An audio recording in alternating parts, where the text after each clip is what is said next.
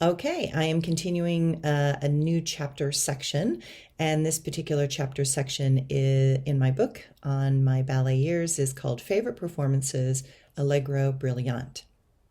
Being trained as a New York City ballerina, I always wanted to perform that type of choreography created by Balanchine.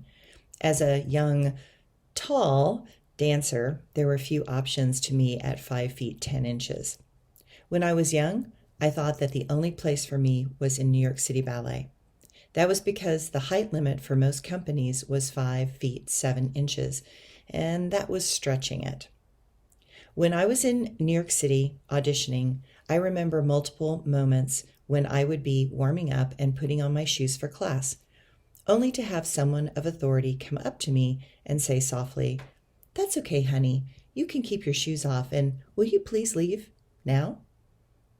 Too often I would be cut before I had danced a step because of my height. At that time, in the 1970s and 1980s, most of the men were shorter, between 5 foot 6 inches and 5 foot 11 inches, with a few exceptions, of course, such as Peter Martins of New York City Ballet. When I was auditioning for SAB, the person deciding and teaching class was Colleen Neary, one of the two sisters in the New York City Ballet group, the other being Patricia Neary, who was the director of the Zurich Ballet. They were both taller than I, and I loved to see their powerful movement. I think there is nothing more amazing than to see a tall dancer move quickly. That is because it is often the domain of the smaller dancers. Once I realized that I would not get into New York City Ballet, I was devastated because I believed that there were no other options.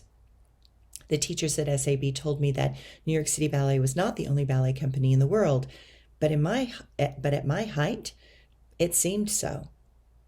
Coming to Berlin was a relief and a breath of fresh air as I found other tall dancers. Fortunately, the Russians were often tall, and my main partner in Berlin, Hermann Yesemfuk, who was a mixed race, was probably 6 feet 3 inches. I needed that type of height in a man because when I was on point, I would gain another 6 inches, making me 6 foot 4 inches. Even thin as a rail, I was a lot of girl to throw around. In the Dallas Metropolitan Ballet, my main partner was Rusty Simmons, and he was an ex-football player that had injured his neck playing and was told to stop playing football. Being a smart, college-age, straight male, he looked around and said, where are the prettiest young women? Oh, they are in the ballet department. Oh, and they wear almost no clothes. Oh, and I get to touch them and pick them up? Oh, and they are surrounded by gay men. Perfect. As Rusty was built like a brick house, he could throw me around in the air like nobody's business. We were a pair, him and I. I flew in his arms, and he never, ever dropped me. It was a sensation that I really never had with any other male dancer throughout my career. Perhaps I was just young. Perhaps I was light as a feather. Perhaps there was a trust that carried from one time and place to another. All I know was that dancing with Rusty, I was fearless, and that he and I pulled off lifts that I have never seen others do, even in a professional sense in a live performance, maybe with the exceptions of a few Russians. But even those lifts were not exactly the same they were not exactly the same as a few we tried. Hermann in Berlin was a powerful lifter as well, and he too was tall. There is a beautiful feeling that tall men can give to a tall woman if they know how to hold their energy just right. That is, that through their masculine power, height, musculature, and the force that comes from their body, they can allow us to feel the right size and feminine. Because us tall girls are never the right size for most situations, and we know it. Tall dancers on stage are strikingly beautiful in my jaded opinion. They are statuesque and stately. They can more easily move with an intentioned power that comes from the expectations of an audience that feeds into us. While in Berlin, I did get to dance in The Four Temperaments by Balanchine. I was thrilled. We did this ballet my first year in Berlin. It was in a section called, I was in a section called Phlegmatic. And the principal dancer was Reda Sheda, an amazingly powerful, passionate Egyptian dancer that guested with us. He also was very tall. I loved everything about that ballet. I thought I had died and gone to dancer heaven. It was a dream come true, and I felt my body was made for these types of movements. I could not stop smiling, and the few pictures I had from those performances were joyous and filled with the youthful exuberance of the fulfillment of a childhood dream. When I got to Ballet West, we had some tall males there as well. Barb Arbogast was the first one that I got to dance with in a principal role for the Balanchine Ballet Allegro Brilliant. Again, a dream come true. I had just arrived in Salt Lake City and Ballet West was doing a mixed program. Surprisingly, I was cast in this role. I was shocked, honored, and terrified. After all, I was still recovering my stamina, and while I looked thin, long, and gorgeous, inside I was concerned about making it through every rehearsal and performance. Allegro Brilliant is a 15-minute, fast-paced race. Built around the music of Tchaikovsky's Piano Concerto No. 3, it is a dancer's dream or nightmare. To this day, when I hear the overture of that music, my heart begins to race, my blood pressure goes up, and I begin breathing deeply. There are some ballets that it does not matter how many times you have done it, you fear that this time you will not make it through it. I know that sounds silly, but some things are so difficult in specific ways that they bring up a type of core terror.